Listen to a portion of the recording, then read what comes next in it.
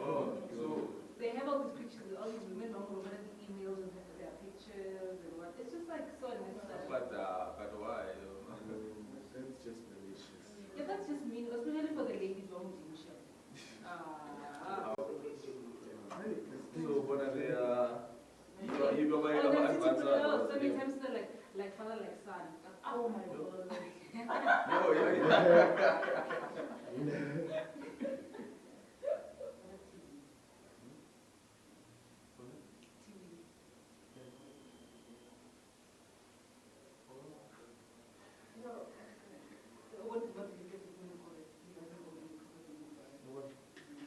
No. Well, does he have to own?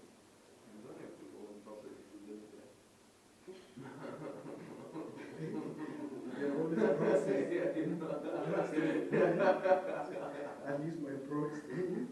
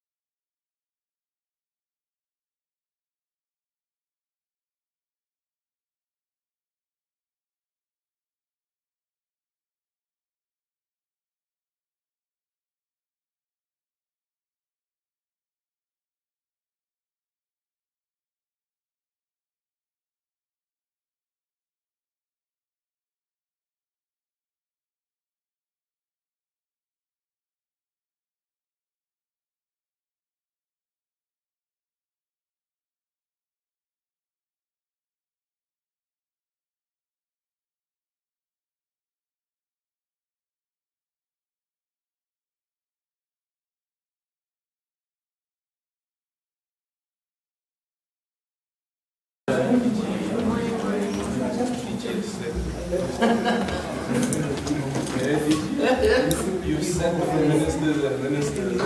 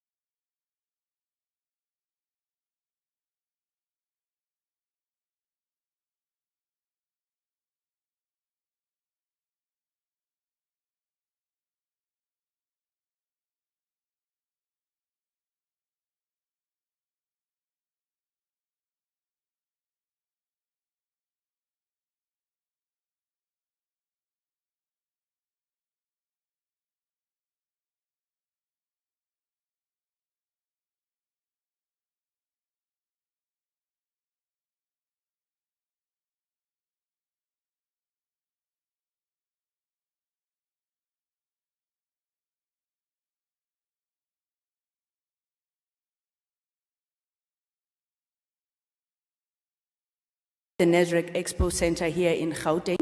My name is Kusela Sangoni. I'm the National Communications Manager. To address us today will be the chairperson of the ANC NEC Subcommittee on Peace and Stability, which is Comrade Nosiviwe Mapisa-Nqakula. Seated next to her is Comrade David Mahlobo, who is a member of the Peace and Stability Committee.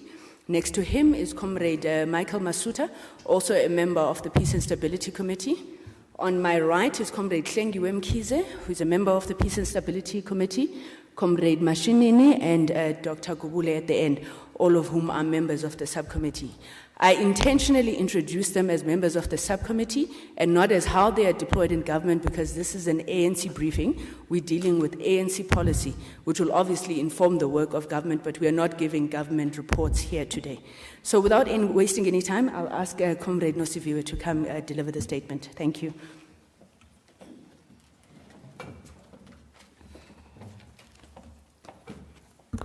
Thank you very much, Kusela. Good morning, ladies and gentlemen of the media, and good morning, comrades. The Peace and Stability Subcommittee has noted with great concern and strongly condemns the current spike in violent crimes that are taking place in the country, especially attacks on and murders of women and children. The fight against crime and violence, especially against vulnerable women and children, remains one of the ANC's strategic priorities to realize a society where all the people of South Africa are free and feel safe. We call on all ANC and alliance structures at provincial, regional, and local levels to be at the forefront in coming up with constructive solutions for fighting this cruel scourge, working closely with their respective communities and civil society structures. In this regard, the Peace and Stability Committee of the NEC of the ANC will in the near future convene a national anti-crime summit to address the challenges that our country faces in fighting crime, so that we find meaningful and lasting solutions working together with civil society and other relevant stakeholders.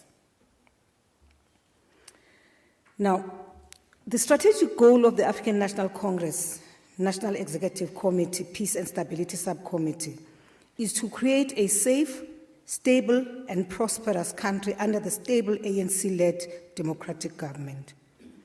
To continue on this path and secure the gains of our hard-fought democracy, we are called upon to safeguard South Africa against all forms of crime, including terror attacks from within and without, secure our borders, promote effective policing and effective courts, enhance intelligence gathering mechanisms, and strengthen anti-corruption measures.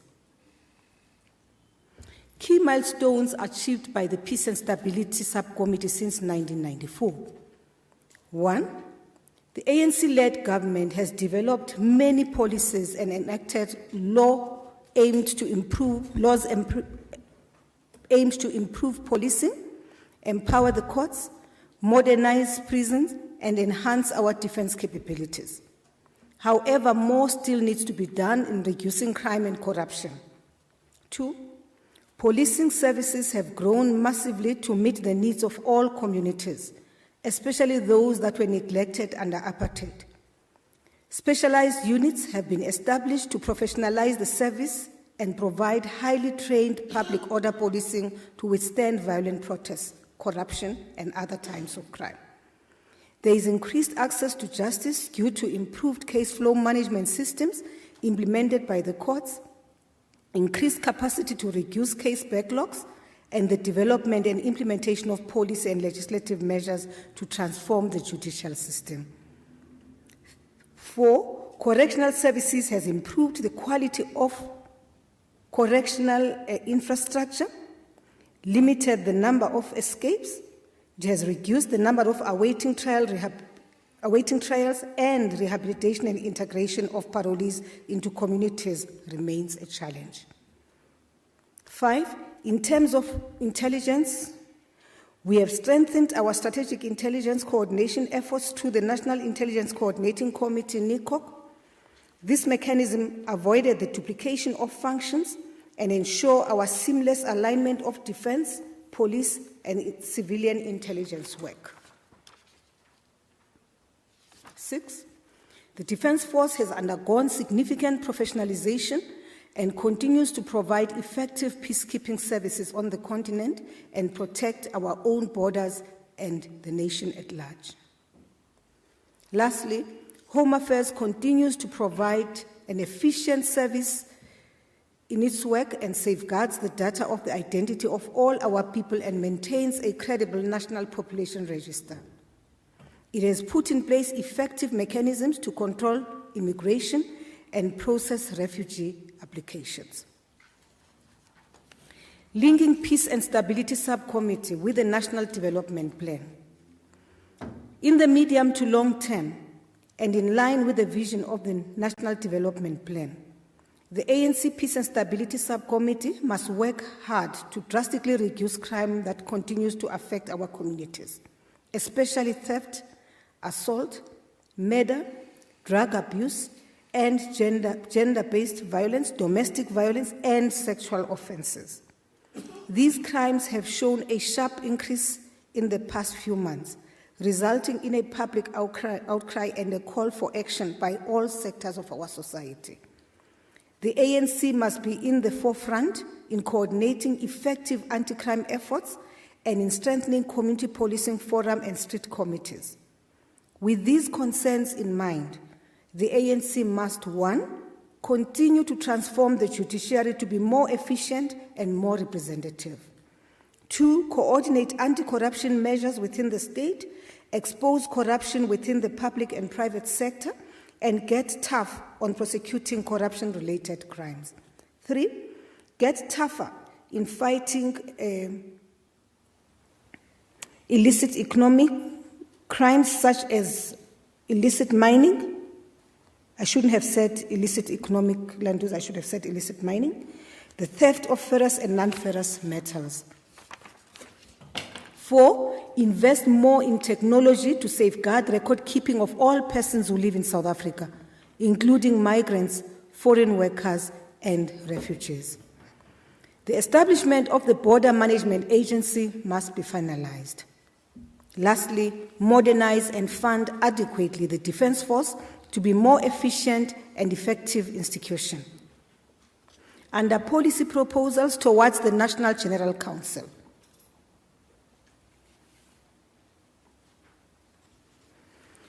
the policy proposals coming from the ANC Peace and Stability Subcommittee raise a number of critical issues which warrant the attention of the African National Congress as we move towards the ANC policy and 54th National Conference. They touch on the following broad themes: South Africa's state of peace and stability since 1994, and an overview of new policy proposals emanating from Home Affairs, Justice and Constitutional Affairs, Correctional Services, Defense, and State Security. We encourage all our branches to study and discuss these policy proposals and make recommendations for consideration at the National Policy Conference in June 2017. That's in 3 weeks' time. Under South Africa's state of peace and stability, the discussion document takes into account the state of peace and stability in the country in the past 23 years. It starts with the premise that the country is relatively stable. However, there are a plethora of challenges facing this country, which requires the urgent attention of the ANC as a ruling party. Those challenges include, but not limited to, the following: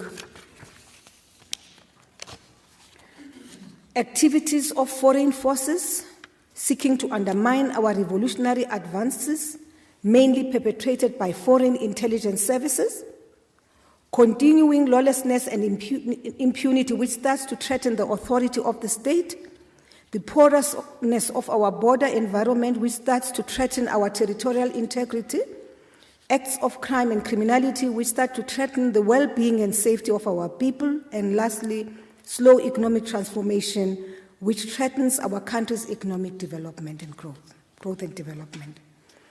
The document calls on ANC branches to discuss these challenges and come up with constructive proposals to address them, and when necessary, propose ways on how we can review our laws to make them more effective and efficient. Under Justice and Constitutional Development, Justice and Constitutional Development advances a number of policy proposals to improve access to justice and the acceleration of the transformation of the judicial system. This includes the establishment of one-stop court centers in townships, small towns, villages, and far-flung areas to provide court-related of magistrate courts, high courts, and other service offerings such as maintenance and the administration of deceased estates. We continue to transform the state legal services to enhance the efficiency and the effectiveness of the legal services across all levels of government. Central to the transformation of state legal services is government's endeavor to, 1, widen the allocation of states' legal work for inclusive participation by those who were historically marginalized, notably black people in general and women in particular. 2, develop the state's legal services as a center of excellence in the areas of law and litigation. Remove that niche there, please. The development of these areas will contribute towards the development of progressive jurisprudence envisaged by the National Development Plan. The discussion document calls for accelerated transformation of the criminal justice system through 1, overhauling the Criminal Procedure Act to address weaknesses across the criminal justice value chain, including the implementation of effective bail system and sentencing of offenders. 2, accelerating the modernization of the criminal justice system and the implementation of effective and efficient transversal IT systems across the criminal justice value chain. 3, improving victim support and strengthening the implementation of child justice system. 4, enhancing intelligence-driven investigation. 5, develop a corruption-resilient criminal justice system. And lastly, strengthen coordination across justice, crime prevention, and security cluster and law enforcement with law enforcement agencies. The document recommends the development of an integrated criminal justice strategy to realize the desired transformation of the criminal justice system. Under Home Affairs, the ANC Peace and Stability Subcommittee discussion document puts forward the position that it is a mandatory function of the Department of Home Affairs to confirm and protect the identity and status of all citizens and all persons within our borders, and to regulate immigration and the entry and exit of persons through our ports of entry. It is a critical enabler of all other functions and institutions of the state, the economy, and civil society in general. The work of the Department of Home Affairs has a major impact on national security, social cohesion, and the achievement of development goals. The Department of Home Affairs is also key to service delivery, and its data is essential to planning.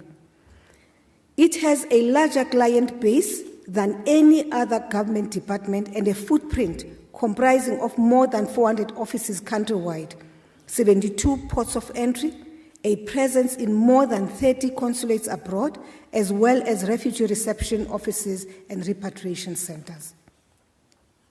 As currently positioned, the Department of Home Affairs operates largely outside of the security apparatus of the state and does not receive sufficient funding for protecting its officials, systems, and data. The department is modernizing, but it does not have funding, professionals, or legislation required to complete the modernization process or secure and maintain its systems and data. A secure, modern Department of Home Affairs located within the security apparatus of the state could, 1, play a key role in national security and enforce mandatory civic and immigration laws. It could empower citizens through enabling fast access to information and services. It could greatly improve the efficiency of government and planning and attract investors. It could manage to identify and international migration to enable economic development, and it could easily reduce fraud and enable e-government, e-commerce by providing secure digital identity. Therefore, a repositioned Department of Home Affairs could give the state the capabilities it needs to confront security and development challenges. However, this department is constrained by outdated systems, lack of capacity, and inappropriate funding, which is a security risk than an asset. We are proposing that this department puts in place the following measures to achieve its vision of a modern, secure department managed by highly professionalized officials. 1, put in place policy and legislation that provides for its full mandate to manage identity and international migration to achieve national service delivery, economic development, and security goals. A discussion paper on repositioning Home Affairs was released on the 19th of May 2017 for public discussion, and the inputs will inform the gazetting of a white paper and the department's legislation in 2018. Secure the Department of Home Affairs and locate it within the security architecture of the state. In the first instance, the JCPS cluster should take collective responsibility to improve levels of security following an in-depth assessment of the security status and requirement of this department. Implement operational and organizational models appropriate for managing identity and international migration in a digital world. This department will build on the progress it has already made in rolling out digital systems and laying the basis of a comprehensive national identity system. A critical step will be to acquire the critical specialists and professionals needed to complete, protect, and maintain our systems. The systems and data of the department are extremely valuable, which is why the department is constantly under threat from international syndicates such as human smugglers or traffickers. The state could develop substantial revenue streams from the same data and systems and thus will be able to maintain and secure modern systems. Under correctional services, starting with interstate prisoner exchange. Our discussion document on correctional services states the case that the correctional services facilities currently hold plus minus 6,440 sentenced foreign national inmates. Foreign nationals serving an average of 10.6 years on various crimes committed in South Africa. This puts a heavy burden on the already strained fiscals. This is made more serious by the nature of crimes committed by foreign nationals, as 4 in 10 of the 6,440 foreign nationals has committed aggressive crimes, which include murder and attempted murder. The costs of rehabilitation may be regarded as fruitless given the fact that on completion of the sentence, they get deported to their respective countries of origin. Moreover, the requisite psychosocial and emotional support and stability required for ex-offenders to be more receptive to rehabilitation interventions is extremely limited, as family and community relations or conduct is very poor. The discussion paper proposes serious proposals, policy proposals, and approval of a new policy to enable prisoner transfer agreements at bilateral and multilateral platforms, which should be considered.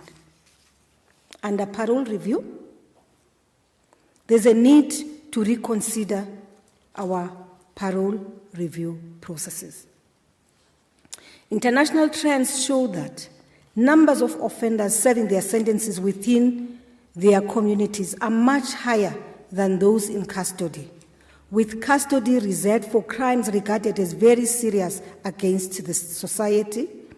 The vision of the people of South Africa, as far back as during the formulation of the Freedom Charter in 1955, had been to reverse imprisonment, and I quote, imprisonment for serious crimes against the people, and shall aim at re-education and not revenge, close quote. However, the current dominant paradigm, as the legacy of the apartheid system, reflects higher propensity for incarceration, with the caseload of community corrections constituting about 1/3 of the population of sentenced offenders. It is imperative, therefore, to rethink our approach, build a credible community corrections and supervision capacity, and rebuild the trust and confidence of the judiciary and our society in this sector of the country's correctional system. Planned changes include the introduction of a separate legislation for parole and supervision, so that dedicated and comprehensive policy and legislative framework is built, as well as resourcing and capacitating of community corrections. Correctional services will be segmented into two main streams, namely the custodial and non-custodial services that are governed in terms of the Correctional Services Act 111 of 1998 as amended, and the envisaged Parole and Supervision Act. The proposed legislation will also help realign our services with the Criminal Procedure Act 51/1977 as amended to make restorative justice a mandatory process to help heal the harm caused by crime. Under defense, the following issues need to be addressed by our ANC branches. One, an appropriate funding model as part of addressing and funding constraints of the Department of Home Affairs. The impact of these... Defense. The impact of these has been illustrated by the inability to fully deploy as part of border safeguarding. 15 companies instead of 20 are deployed. Infrastructure challenges along the borderline, especially the fence, which needs urgent attention but not part of the mandate of the Department of Defense. It falls under the Department of Defense examining alternative funding models, such as sweating off or levering off land and property assets, reimbursement from UN peace support missions. If I may just correct something and clarify something there.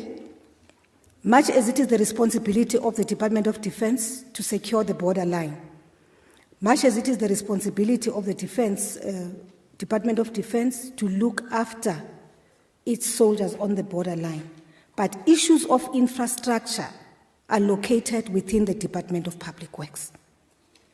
And therefore, what are we saying here? We are proposing that on matters relevant to infrastructure on the borderline, this should be left to the Department of Defense to look after, rather than another government department. The same applies to issues relevant to Home Affairs. This should be left to the Department of Home Affairs to deal with these issues, rather than to have another government department coming in. And because you tend to depend on that government department, and you can't move at times with the speed required to deal with some of the issues. The ANC Peace and Stability Committee is proposing that maybe DINEL should account to the Ministry of Defense and Military Veterans away from the Department of Public Enterprises. Just to say that the reason why we are making this kind of proposal is because defense is the #1 client of DINEL. Defense, if you look at the order book of DINEL, you will see that what makes the order book of DINEL to be healthy, it is the orders from the Department of Defense. So it makes sense, actually, that as DINEL markets whatever products they have, they would make reference to the Department of Defense as the client that is using its products. And we are suggesting that, because of the challenges we have had at times, that perhaps we should consider going back to the old and bring back DINEL to the Department of Defense. On military veterans, the 53rd ANC Mangaung Conference had passed the resolution on uplifting and reintegrating former MK structures of the ANC and broader society. To this end, programs are already underway to benefit military veterans in the areas of education, both basic and tertiary. It's not just benefit to military veterans and their dependents. Health, skills development and training. Overall challenges have been with the requisite capacity and financial resources to fully implement all programs. Under private security, The Peace and Stability Subcommittee discussion paper puts the argument that a huge number of private security companies exist, mostly armed and often foreign-owned and staffed. This could be a potential threat to stability and needs to be regulated. Branches must discuss how do we improve regulation of private security companies and cooperation with other state agencies. We're presenting this issue particularly because the private security companies seem to have high caliber machinery, high caliber power, weapons than our own state entities, state organs. Lastly, under state security, in terms of the work of the intelligence services, there are a number of weaknesses which hamper the effective functioning of these services. The discussion document raised key areas of concern, and those are: one, our existing legislative framework for addressing issues of terrorism is very weak. Therefore, there is a need to strengthen our legislation in order to empower our law enforcement agencies to address this scourge. Two, given the accelerating growth of cyber insecurity, there is an urgent need to finalize the development of our legislative framework to address the threats of cyber and information security.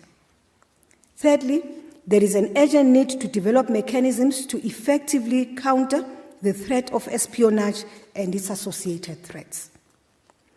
Given the increasing challenges associated with ethical conduct, there is an urgent need to review the current vetting strategies and approaches in order to improve societal integrity. I thank you.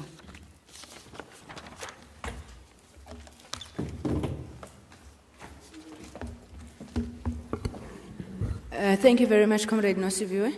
As I'm sure you would have noticed, this discussion document touches on a number of areas which are really critical to the peace and stability of the country. The documents will be presented at National Policy Conference for finalization at the 54th National Conference taking place in December. And we must say that we're having these programs so that we ensure that it's not only the branches, structures of the ANC that make an input, but also members of society, yourselves as members of the media, and the various stakeholders that the subcommittees are engaging with are able to make their inputs so that indeed this policy reflects the aspirations of our people. So I'm going to take the first round of questions on the statement as presented and the documents, which I know many of you have and have studied religiously. If I could see hands, please. Number one, number two, Kaya, number three, Eldrin. Okay, in that order, if you can start, Sri. Good morning and my question is if kindly we can have an elaboration of the foreign country interruption activities, or just give us a few. And then the second question is, in terms of peace and stability, we do know that there's been a postponement in regards to the alliances meeting up. Don't you think that has a sense of, issues in South Africa in terms of the stability going forward and the alliance partners? Giovanni, can you explain that last question? Postponement of what? The Political Council of the Alliance? Yes. How do you relate that to peace and stability? In terms of the country, we do know the issues between the ANC, COSATU, and the SACP. Do you not think this needs to be dealt with? Why the postponement going forward in peace and stability? Thank you. Number two.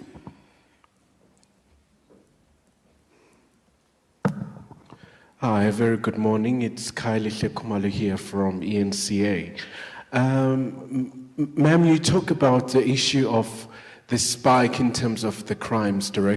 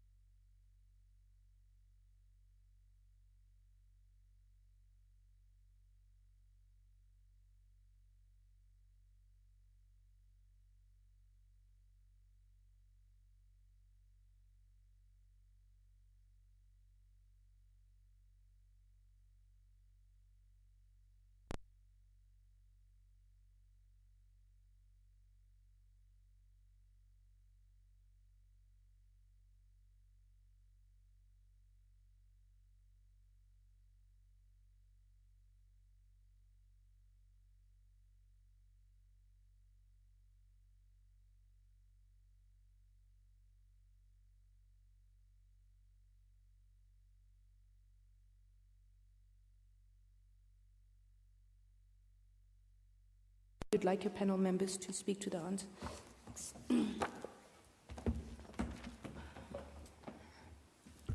Thank you very much. Let me start by responding to the matter of the alliance, the postponement of the political council and its possible consequences. Well, I don't think that this will affect the stability of the country per se. So, political council is our own internal mechanism within the alliance of dealing with issues. There must be good reasons for the political, the Secretariat to have taken a decision that this process should be postponed. There must be a good reason for that. Remember, this week there was a 4-day COSAT to Central Committee meeting. Yesterday, I think the party one finished. The ANC had its own National Executive Committee last weekend. So obviously, before you come together, you need to agree in the first instance on the approach which you'll adopt at that political council meeting. So I think that there's a good reason for postponement. It should not aggravate the situation. If anything, the alliance must seek to find ways of coming together, because with a strong alliance, then you have a strong, we can lead society and move in unison. So I would want us not to really focus on that particular matter, because as I said, it's an internal mechanism of dealing with our own issues within the alliance. Admittedly, the ANC is the leader of society. You may want to raise it in that way, that we are a leader of society, and therefore if there's instability within our ranks, it will affect how society perceives us and how things are done in the country. But as it is now, this matter of the alliance really does not affect the stability of the country per se. I would like to allow Minister, I'm sorry, please bear with me, Remember, everything which we are discussing here actually at the end influences how we deal with issues of crime within government. Let me allow Comrade Mahlobo to deal with the foreign intelligence services, which was your first question, and then, but also deal with issues of stability of the country vis-à-vis the plethora of challenges.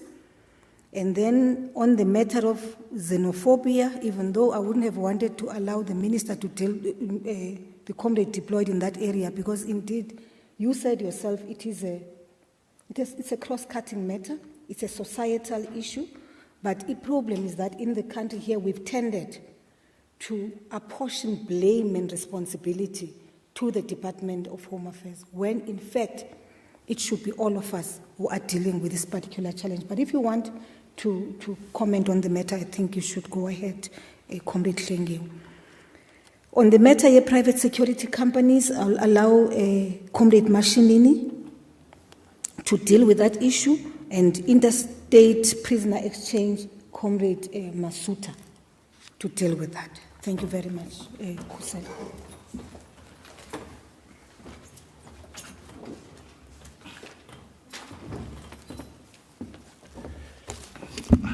Thank you very much, Comrade Chairperson of our subcommittee, and Comrade Kusela was sharing the session, and the other comrades who are here from the subcommittee of the ANC, members of the media, and greetings. Well, the issue we are raising as the ANC of interference in our affairs, I think it has been spoken broadly and widely. And if you have an opportunity, you will read our document on page 1 and page 2, so that even the manner we communicate with society, we communicate in context. The reality is that countries all over the world, we try to influence each other. And we have policies and our foreign policies. South Africans, we chose a policy on the basis of the Freedom Charter to say there will be peace and friendship. Even if there are challenges in the world, they should be resolved through negotiations, not wars. And other countries, because we're in the global village, it's normal. And countries must be able to relate, both in politics, in economy, security, and other matters. But other countries were on record to say they seek to actually extend their influence in a manner we call it underhand tactic. This is where we have a challenge. But politically, we've observed that in our continent, especially in our region, there's been a serious attempt to undermine former liberation movements.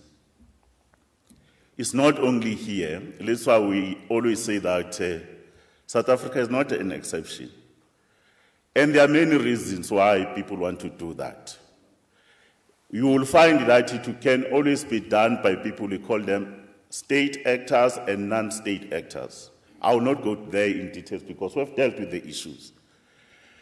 But for those issues to be able to succeed, you must be able to use weaknesses in that particular country, whether it's the policy implementation, leadership challenges, and so forth, because you must be able to give something that will actually give momentum and gravity so that you will never do regime change or unconstitutional regime change unless you actually get people to work with you. You mobilize people within. That's what we're putting there. And we are saying to the ANC members and South Africans, despite our weaknesses, we are under attack for various reasons, and the reasons are there. Remember, other people feel, our location, geographically here, our infrastructure that is here, the influence we have in Africa, everyone try to influence us. That's why this Peace and Stability Subcommittee will always raise the flag, because at no point we are going to actually sell our sovereignty. We are a state. We must be able to make our own decisions on the basis of the will of our people. We don't want to phone any capital and say, hey, we are thinking of making this decision. Do you want us to do that? That's why Comrade Chairperson here was also speaking about issues of territorial integrity of our. Because if you can't manage your territory, what are you going to do? We will never, and you never try to attempt, because our issue is to say we don't want people to start to work with forces which seeks to undermine our democracy. And we need to be able then to actually put these issues there to increase our awareness so that people cannot collaborate unwittingly. But there will be those who will collaborate wittingly, which will deal with them. I thought, let me be able to put that in context. That's why the ANC raises these issues. Because of our own weaknesses, those who wanted to change the regime unconstitutionally, they will get emboldened. That's why the other issues we say, let's deal with them. The last issue about stability. This country was on a brink of calamity. And our leaders, because of their wisdom, and because of the struggles of our people, unsung heroines, we chose the path when everybody thought, we are going down the drain. 1994, people thought it was the end of the world. But South Africans, through their resilience, we proved we can deal with any situation. Look at the issues the economy inherited in 1994. It was in a junk status, terrible. We stabilized the economy, sorted the biggest ills that the apartheid government left us. Security-wise, the bombs were actually exploding all over the country. They were not actually done by other people who had funny ideas. They thought they were superior. The security forces, they were able to bring those issues. They will stabilize them. And even today, the challenges are there. But if we look at us and the whole region of Southern Africa, we are the most stable region in the continent. There might be challenges in the neighboring state, one or two, where normally the government of the ANC is involved, like in issues like Lesotho, you look at the DRC and others. But if you look at the challenges that are faced in the central region, in the Great Lakes, they are big. You go to the West Africa, the challenges around terrorism and other issues, they are big. If you look at the North Africa, the challenges are very big. But we are saying we are relatively stable. That's what we actually mean, because we're doing a comparative analysis, let alone the challenges you see in Europe, you see them in the Middle East. But we are always saying we will never be complacent, because at any moment, anything can strike. That's why we always make an example around terrorism and other issues.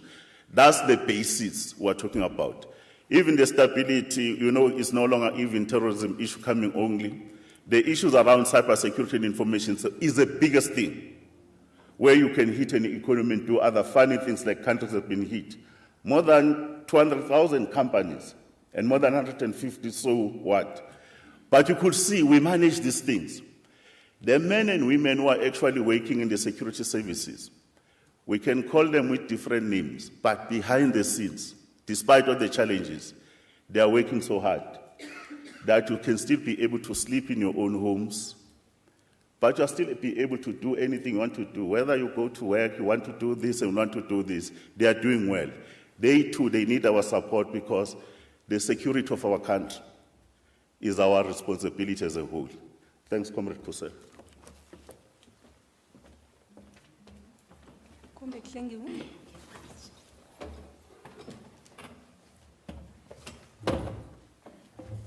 Thank you very much, Comrade Nosiviwe.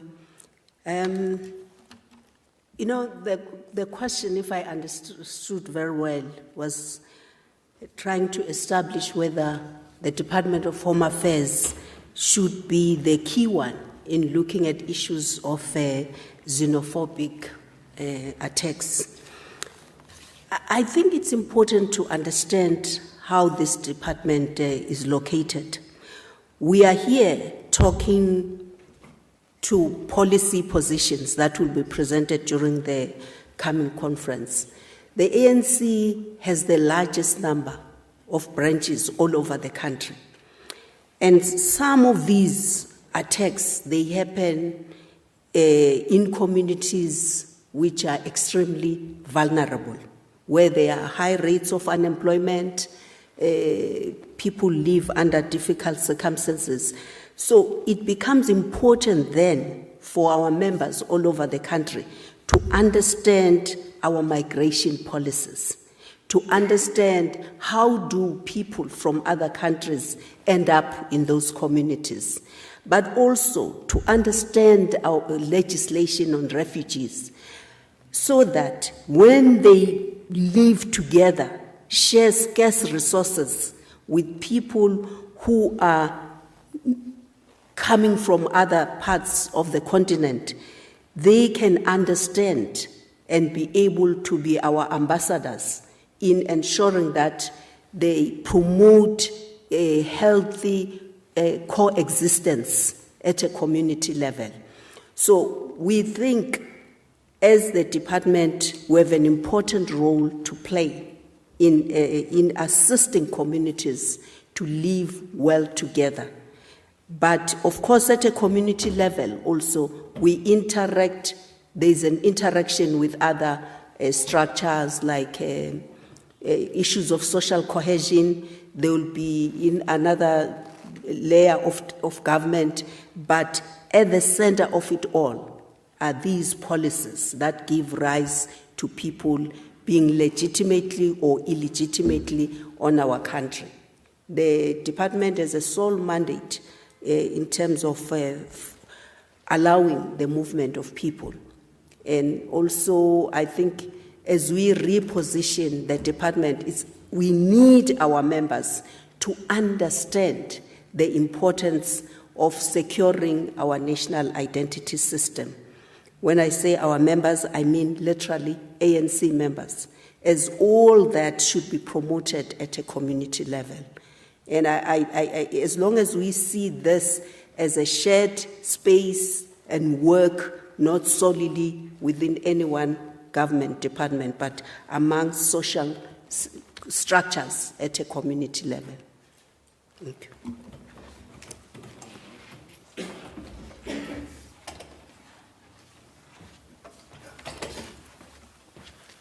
Good, thank you. Chair, you know, one of the things that before I start addressing the question is to say that this is the ANC moving forward towards the National Policy Conference. And these are the discussions that are happening at the branch level of the African National Congress. Now, a specific question, Chair, has been asked to say, how urgent is the issue of the private security? In our view, and in terms of the ANC branches, it's very urgent. And our view is that the issue of the private security hampers directly to the threat of the security of the country. And you can't have a situation whereby you'll find even ammunition used by the different securities more than what is used by the state. It can't happen. And it is on those bases that branches, because remember the ANC, what it does, it engages its own branches at the branch level to say, these are the issues that are pertinent on the ground. How do we deal with them? And then branches will discuss about that. Key to that, it's urgent. That's why the matter is placed on the forefront with regard to the discussion in the policy conference to say, how do we move forward with the issue of the private security? You'll see in the discussion document, it tells you about the number of private securities that has increased into the country, which is a matter of concern of most of our branches. So I think the matter, just quickly go straight to your question, is to say the matter is very urgent. That's why it's placed into the policy discussion so that we can have a way forward. How do we deal with that? At the head of everything is to say we must look at the bills, the policies that will protect the country. And the issue of the securities is right at that particular doorstep. Thank you very much.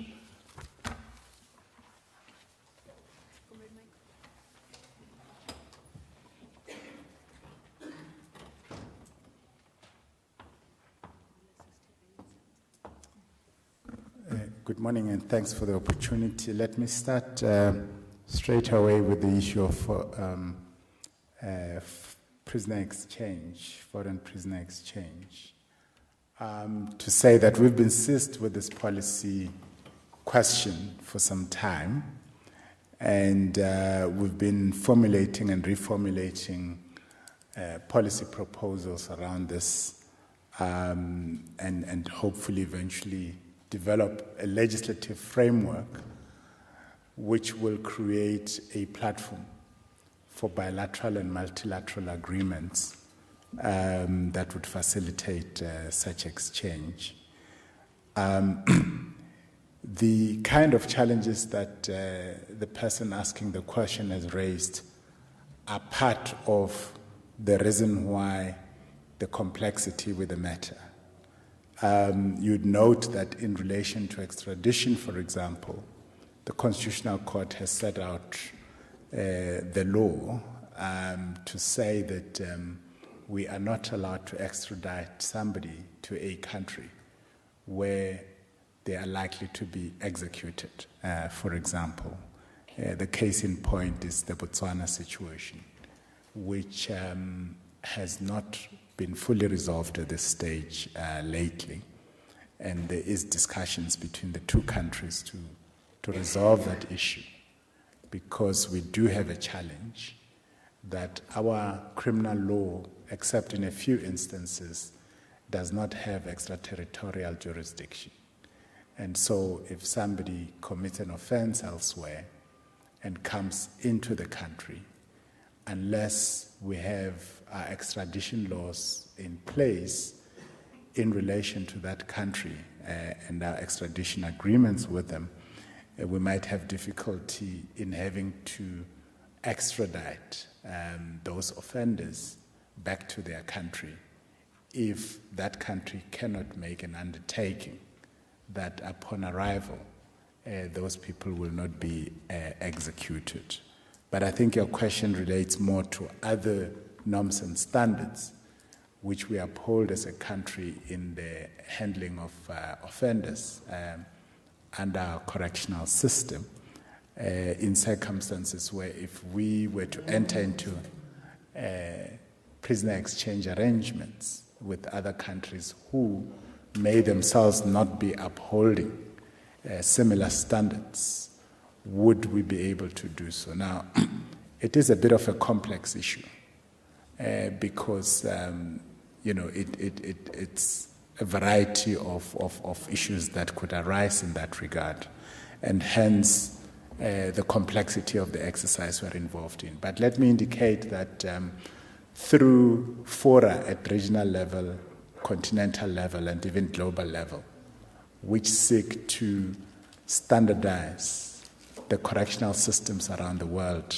and of course, regionally, we hope that in the process, we would be able to arrive at some form of arrangements or other, which would facilitate our ability to exchange prisoners, at least to those countries who are willing to uphold some of the norms and standards that we ourselves uphold in our own countries, just in case the Constitutional Court comes back to us and say, your policies are not consistent with our own constitution and therefore invalid.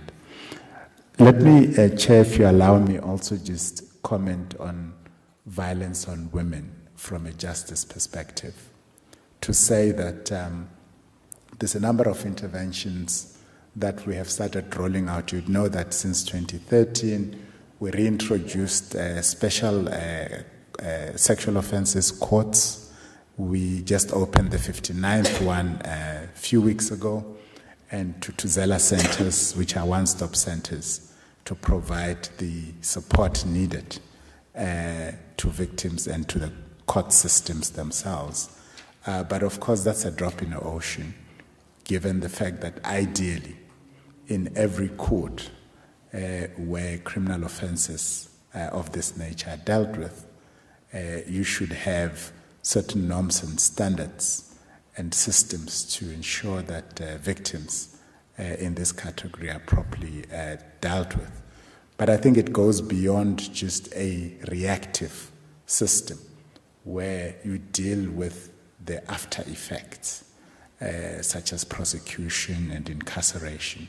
I think that more emphasis needs to go into looking at the underlying drivers that lead to these challenges. And I can tell you, just Friday, when I was going through a number of parole applications, the kind of persons who now want to be released on parole for this category of offenses ranges from people who were motivated by superstition, to poor gender relations, to outright viciousness, with no sense of what the motive could really have been, other than just sheer evil. So I really think that the complexity of the underlying drivers is such that it needs a multi-pronged strategy to respond to the issue. I think I'll leave that there. Thank you very much, Chairperson. Thank you very much. There's a matter which was raised earlier on as to whether there's an ideological shift. We are now putting the blame squarely on communities around issues of xenophobia. And the answer is no. The issue is, what is it that we need to do, all of us together, as led by our branches, being the leader of society, which we need to do to understand what the nature of these crimes are? I think that for us is the issue. If we say South Africans are xenophobic, we don't believe that South Africans are xenophobic. Sometimes there is something which sparks unrest in a particular area, and then the tendency then is for the communities to direct their anger at those who are foreign, who are in their areas. Take, for instance, what we've seen in Durban last year, and what we've seen in some of our townships. It's like I always say it's like in a family, when you have issues, all of you, the immediate is to vent out your anger towards the weakest. Who's the weakest here? And the weakest is this one, and that's who I'm going to vent my anger on. And I think even in this case, it so happens that in our communities, you do have people, some of whom are running shops, etc., And even if sometimes people were not dealing with those issues of who's running a spaza shop where, a small thing happens, maybe a protest action for service delivery. And then 1, 2, 3, it is directed at the nearest person, and the weakest in this instance is a person who is a foreigner. We do not believe that South Africans are xenophobic, particularly because the very South Africans, there are intermarriages now, interrelationships with people who are foreign. Not only that, South Africans are fully cognizant of where we come from. And it's something which we should never ever forget as a society. That there was a time when South Africa was a country which did not embrace everybody in terms of the economy of the country, in terms of also even the socio-economic benefits in our society, a time when there was discrimination against the majority of South Africans. And South Africans know that. In order for us to win that struggle against apartheid, we received solidarity support from other countries around the globe. Not only that you do have people who had to leave the country, whilst others were in prison and others were fighting internally here. You had people who had to leave the country and live in other countries in the world in order for them to perform that struggle, to conduct that struggle from those countries. So we're not a xenophobic country. And even when you talk to South Africans, actually ordinary people in the streets, they will not say, look, we hate.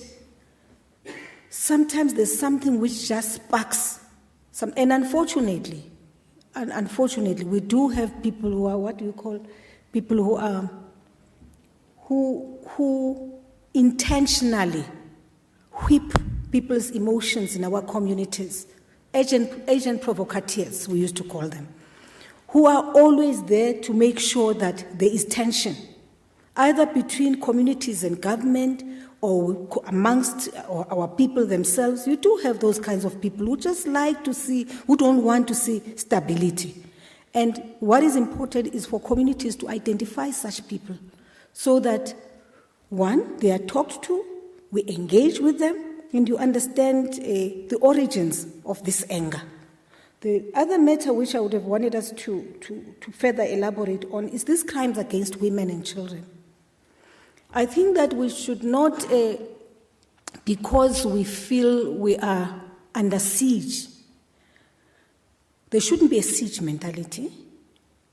Two, we should not feel like it is because nothing has been done in terms of legislation. There's all the legislation in South Africa which provides for the protection of women and children. Not only that, we've had programs which talk to that particular issue, and we also believe that the reason why many women are coming forward, it is precisely because South African women know their rights. South African women are well empowered and understand that it is the responsibility of the state to protect them. However, what we should be worried about, all of us should be concerned about, is the gruesome nature of the crimes which are being committed. We've had many, many cases of violence against women.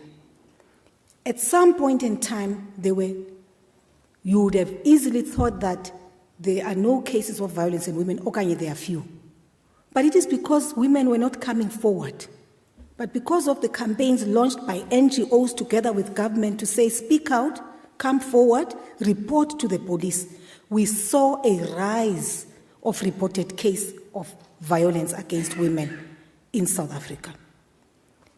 However, we've not seen this sort of thing, and it's something which we need to engage on as South Africans. What is happening here?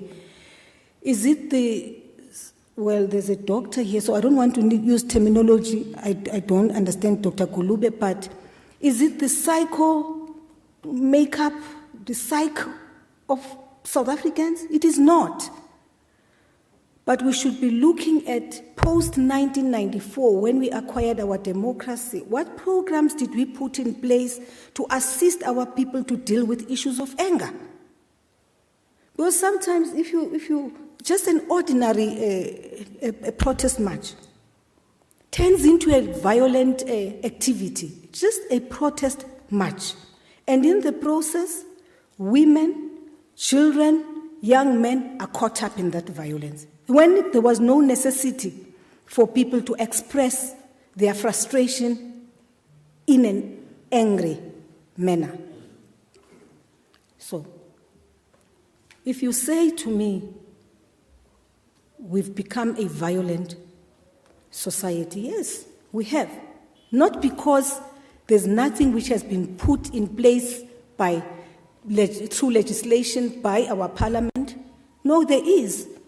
In fact, I'm glad that the minister, Comrade Masuta, went on to elaborate on some of the cases he has to deal with of people who are applying for, lifers who are applying for parole. It's murders, it's attempted murders, it's violent acts against other people, and in particular, the weakest women and children. Because it's something which has always been there, and we should worry about it. But our programs have succeeded insofar as allowing women to step forward and report.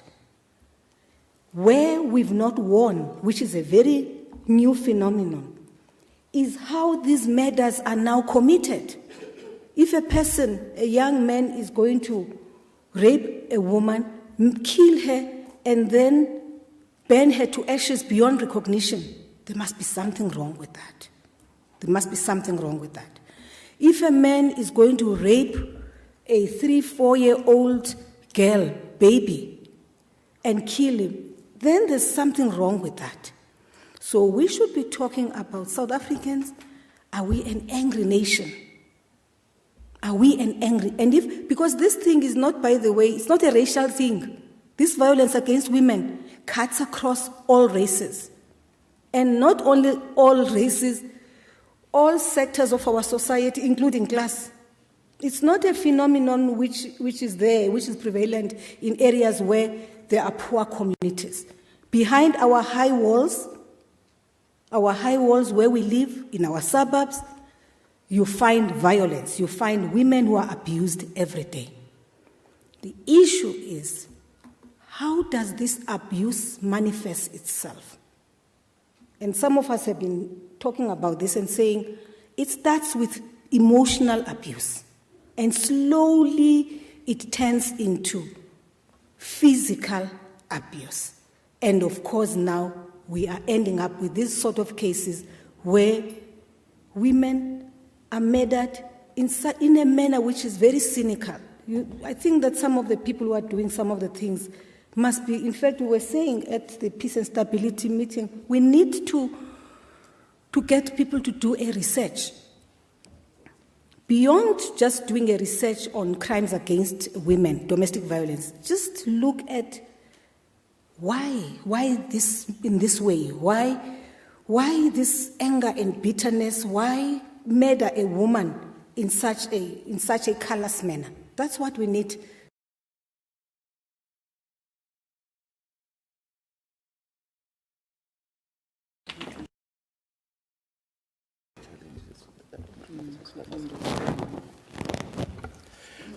No, thanks. We must apologize. Ntunga from ENCA. We just forward to respond to the Peter of marriages, but to make a reference without going to detail. If you find time, you just check on page 2 of the document.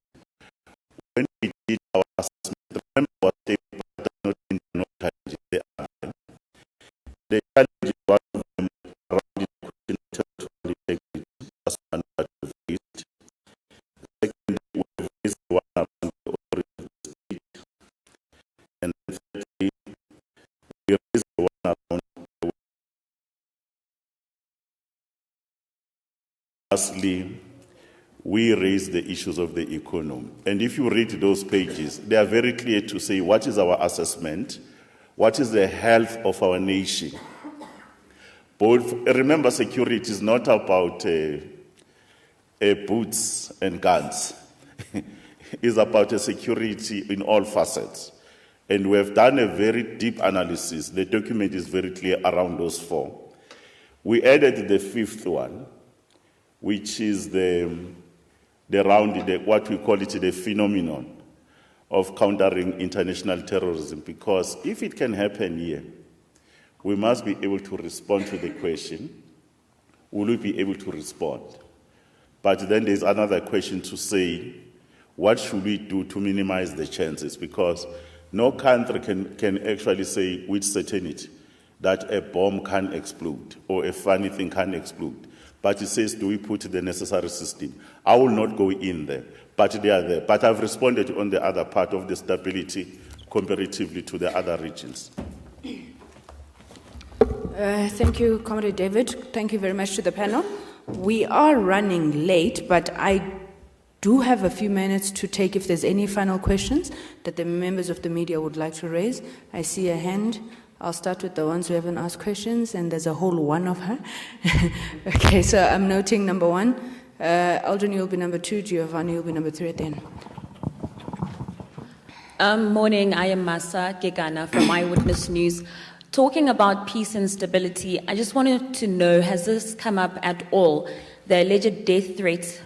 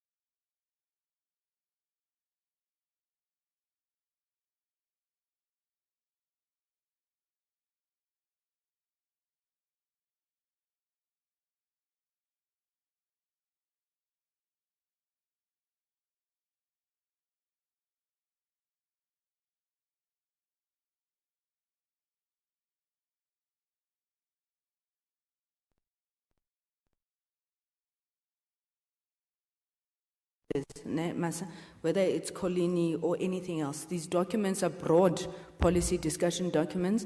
A lot of them were formulated before the issues that are being raised, like the emails, were out in the public domain. So we'll speak to the principles that are guiding the thinking of the ANC around the specific concerns raised. Thanks, ma'am. Thank you very much, Kusela. Comrade Masuta, you'll respond to the question on government losing court cases, judicial overreach, governing with perception that there's co-governance with the judiciary by government. And then on intelligence,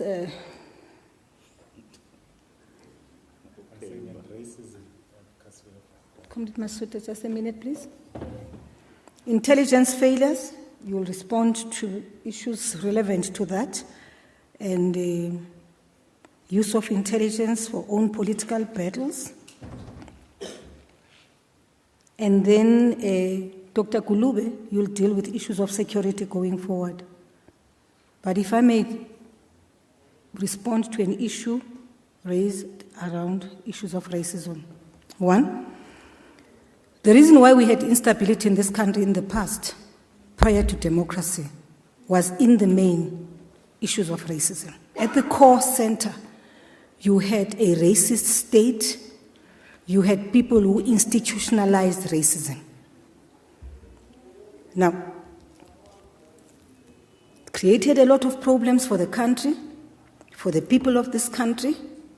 People ended up being arrested, people went into exile, a mass democratic movement was formed internally here so that people could fight from all angles to remove a racial government, a government of apartheid. So obviously, when there are signs that there are incidents which do occur in our communities informed by racism, a racist attitude, it's something which we worry about. We worry about it because we don't want this country to regress. We don't want this country to go back to the past. Racism can be very violent depending on who reacts to it, and therefore we cannot afford that as a country. We can't afford to, when we've said we are fighting for a country which belongs to all who live in it, black and white. We said we are fighting for a country where there will be peace and prosperity. Now, if we are going to allow people, by the way, it's a few people, but you see now that there's beginning to be an upsurge of incidents, isolated incidents of racism. And when I say isolated incidents of racism, I'm not talking about white people, I'm talking about both black and white. If we, as a society, are going, and it's not a responsibility, by the way, of the state to deal with this matter. It is a societal responsibility to make sure that we do not regress as a country. That we do not see one another through racial eyes. That we see one another first and foremost as human beings and people who belong to South Africa. So this is something we should worry about as a country, as a nation, but it cannot be solved by the state. The state can only provide guidance, provide leadership to society on the kind of programs maybe we need to run to assist our people to get out of this state of mind, which is going to, I mean, if you look at the example you've raised of the Northwest, where there was that incident of a young boy who was killed for stealing a sunflower, and the manner in which the people reacted, people were angry, but the manner in which we react should not be informed by emotions and anger. You react in a manner such that communities engage on some of these matters so that we don't perpetuate racism. And I think we in the African National Congress do worry when there's a racial incident, when there is somebody who's tweeting something which has a racist streak to it, when there is somebody who insults another one but using racial language. We worry about it because we know that this country had its challenges prior to 1994 precisely because of racism which was entrenched in it.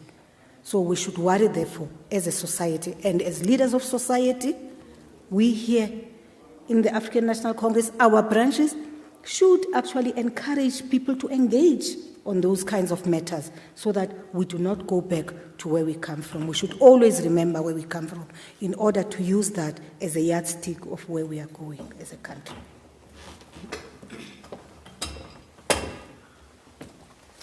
Now, I even forgot to say who's saying what. I would prefer that we allow Comrade Mahlobo to deal with this matter of intelligence failure, to deal with the use of intelligence for own political battles.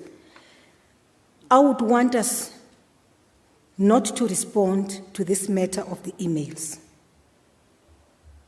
This matter of the emails really has nothing to do with our work as the Peace and Stability Committee. One of the issues I raised earlier on in the statement is the fact that we are concerned about cyber security. And I think that when we deal with that issue, it should be dealt with in the context of issues of cyber security. But to deal with the specific issues and specific cases which have come out through the media of the email saga, in my view, I would rather we do not deal with that matter here. We leave it until this matter is properly investigated and we establish the authenticity of the emails. Thank you.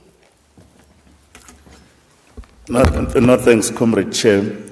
I think on the first issue about death threats to public officials, we always condemned the levels of intolerance because there are people that if people have different views, you can't punish them. Our own constitutional democracy, we thrive in terms of our diversity of opinions, freedom of speech, and so forth.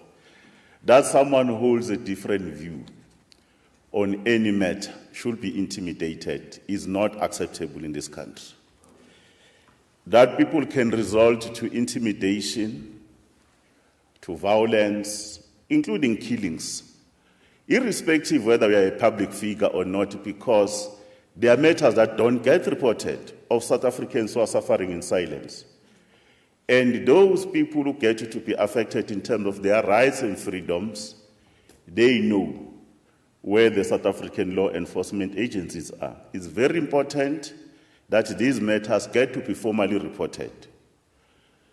There are many cases that are not reported, so that the police and other agencies, they are able to bring these people to book.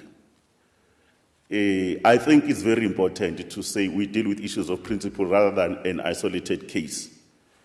And it should always worry us, including the matter that Comrade Gulube will respond to. The security of the leadership and every South African is not only leadership. Every South African must be secured in his or her land of birth. It's our responsibility. One small addition, Comrade Chair, on the issue of racism, let's not only look at racism on the softer part. There's a systematic racism that still remains institutional. And then there's this racism and patriarch nature of our economy. That if you don't discuss it and you don't arrive at a resolution of the patriarchal nature and racist nature of our economy, it poses a security threat. And we are raising this issue. And it can't be correct that racism can be reduced on the other softer issues, which are important issues. But they are fundamental issues that can keep the country together or not. The issue around intelligence failure. My problem is only one, is our ability to understand how intelligence works. because people have the doctrine by itself. We gather information, you pass it to other agencies to be able to deal with it. We can't have an expectation that when we get information, we must announce to the country that there's going to be a crime that is going to be committed. We are going to be putting so much roadblock and so much personnel. And immediately wanted to discuss operational issues, people are going to run away. You will not be able to do that. There's never been intelligence failure, even in our own meetings. Even the situation in Vuane, those who sit in the NEC with us. Leadership in that province agreed that intelligence was given a year before, 6 months before, a month and a day before. But there's a reality that one day we must discuss about how do we actually deal with certain issues in certain areas, but we'll discuss it more in the policy conference. But there's nothing called like intelligence failure. But if there are those who want to actually delegitimize intelligence, because sometimes the subject matter, you have to have a deeper appreciation. How does the subject matter? We work within a system. That's why our chairperson here was saying that intelligence is coordinated more strategically now. We have state security, we have crime intelligence, you have defense intelligence. There's an umbrella body called National Intelligence Coordinating Council that is there, that deals with those particular issues. But how does the failures within the system, when information is there, is something else. And don't expect that if we have intelligence, we actually have powers to actually arrest people when they have not committed crime. We don't do that. The issue around the use of state resources used for political battles. We always condemn this thing. But in any instances, there are instances where certain incidents have actually happened, where state institutions can actually be abused. But the nice thing about our country, there are balance and checks. There are balance and checks. One of the balance and checks, let's say in intelligence, you have a minister. I'm not an operative. You can report. But if you feel you don't trust that minister who's deployed there, go to the Inspector General of Intelligence. That's the provision we made in law. Then you can even go to the committee there in Parliament. It's called Joint Standing Committee on Intelligence. Lastly, there is even our courts. You have always have a recourse mechanism. The only thing that always puzzles me is the ability of people who feel that their rights, their freedoms are infringed. They don't report, and they choose actually to put it in the public domain. What do you want us to do? The intention will continue that there are also people who have nefarious intent. You know all the rights, you run around, you say you know all the rights, you are fighting for this right. But when it comes to actually going to the right door, so that you can be able to be assisted, you scream. One would say people must not scream, but scream and take action.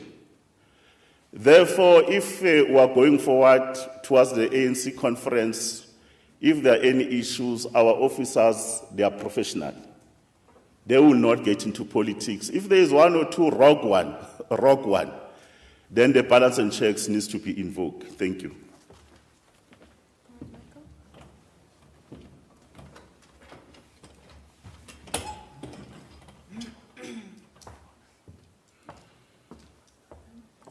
Thank you once again.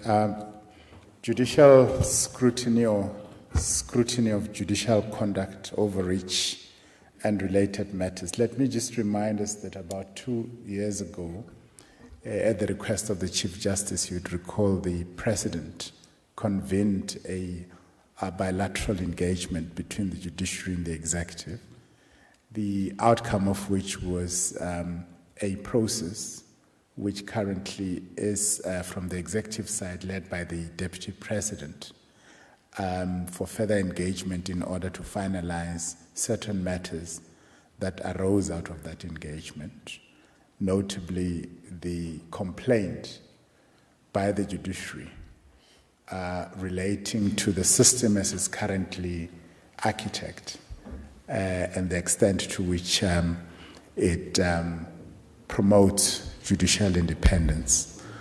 But just to indicate that scrutiny of judicial conduct is embedded in our constitution and our law. By way of complaint on simple affidavit, you can bring a complaint against a magistrate with the Magistrates Commission, and the Ethics Committee of the Magistrate Commission will conduct an investigation. And in fact, a number of magistrates have been removed by Parliament from office following such complaints. It is unfortunate that complaints laid against judges to this day have not reached conclusion. You know of the notorious or famous case that has lasted more than a decade pending, which is still awaiting finalization because of a whole host of technical legal issues raised relating to the mechanism of the tribunal and so on. But the principle is that nobody is barred from lodging a formal complaint against the judge. And you'd recall that the most recent publicized case is one of a certain judge who was alleged to have made very disparaging racial utterances in the course of delivering judgment.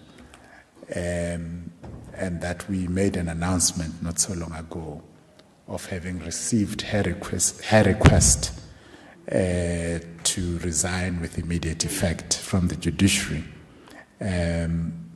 whilst there was a pending, inquiry into her conduct with the JSC.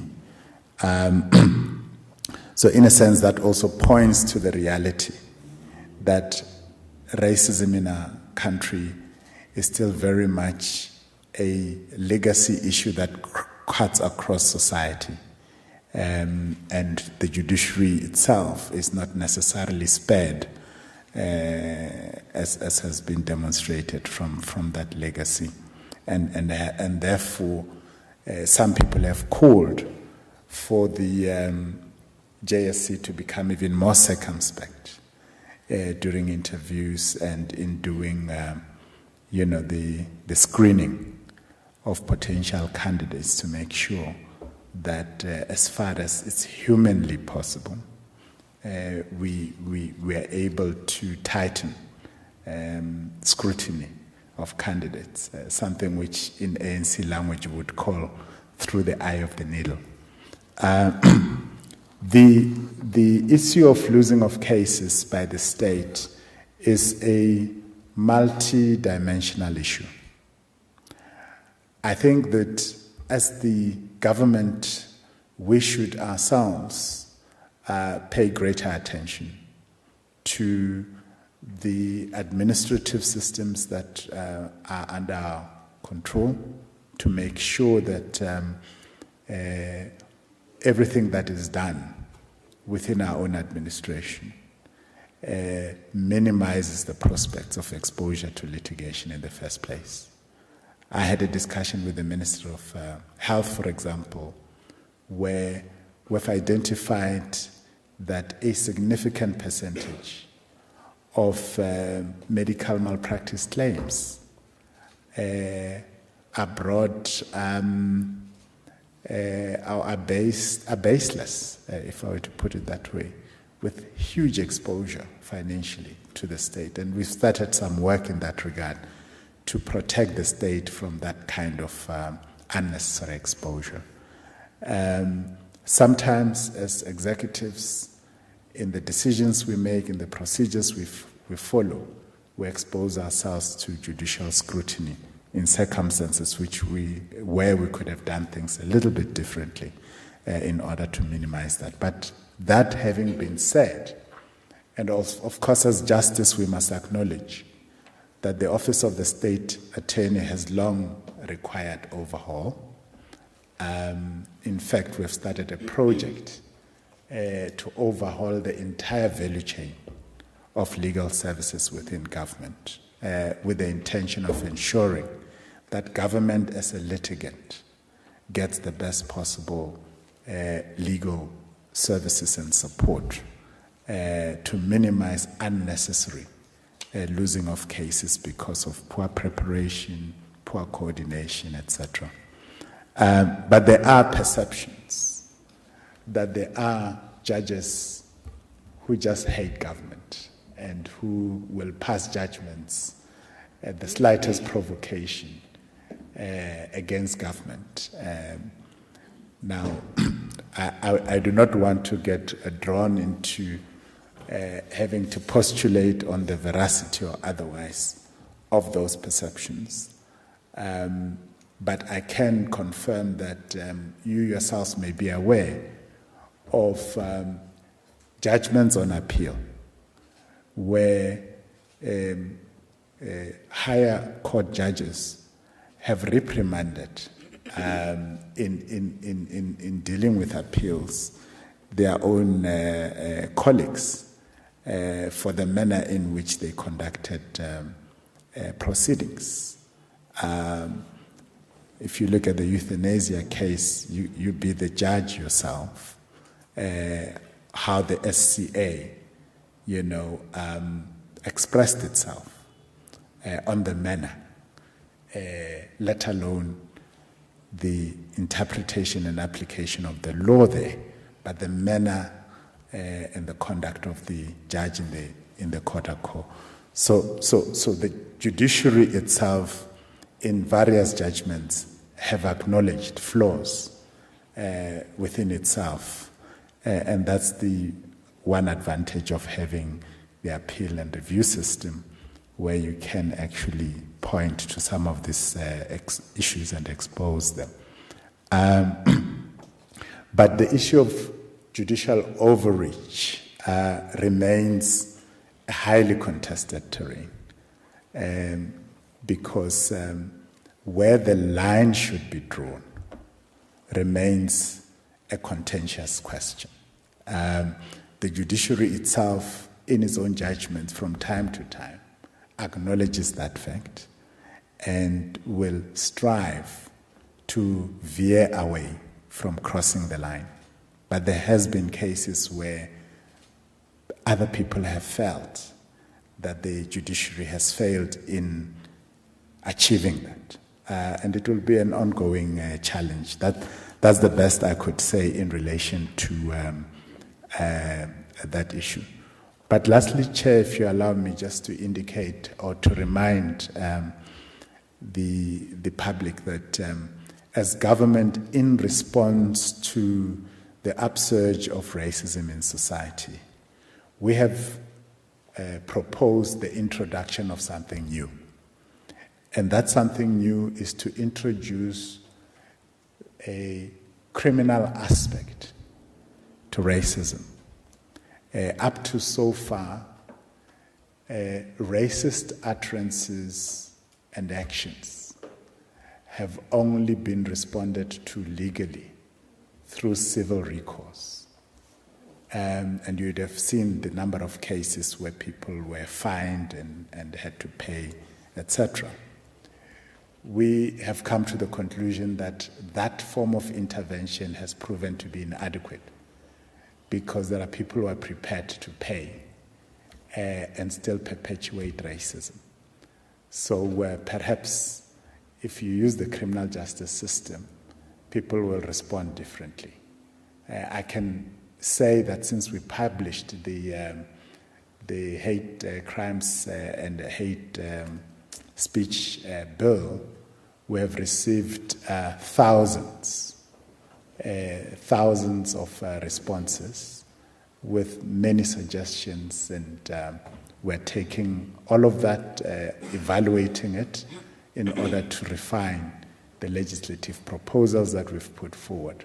But at the same time, very pleased with the kind of positive response that we got from the public, and we are hopeful that before the end of the year, we should be hitting Parliament with the tabling of the bill. Thank you very much, Chair.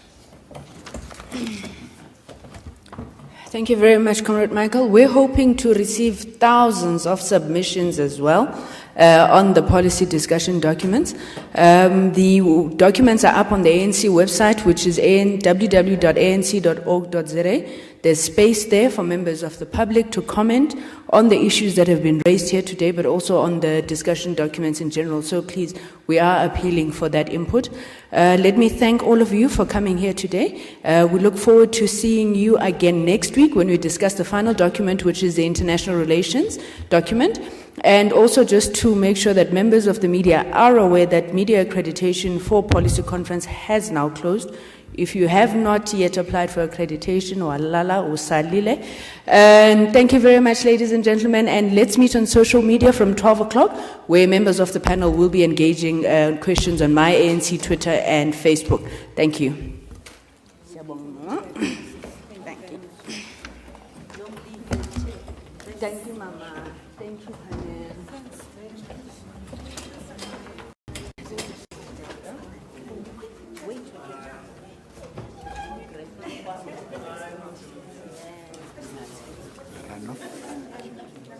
Thank you very much.